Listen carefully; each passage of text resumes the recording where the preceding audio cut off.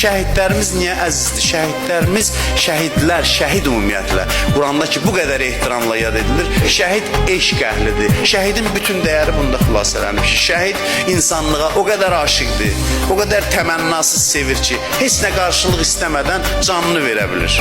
Canından da önemli bir şey yok. Varlığını əridir insanlıq yolunda. Ondan sonra qiyamətdə də dayanır. Onlar yolunda öldü, onlar yaşadılar. Yedilər, içdilər, keyf elədilər. Keyf demək olarsa bizim günümüzə. Onlar şəhid oldu, getdi. Heç nə istəmədilər. Qiyamətdə də bunlar ki, şəhid olmayıb. O şəhidlər bunların dərdini çəkir. Dayanır cənnətin qapısında öz yaxınlarına şəfaət edir.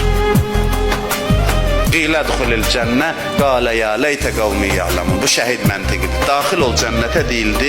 Dərhal dedi, kaş qövmüm görəydi. Üzüz kimin fikrinə düşdü?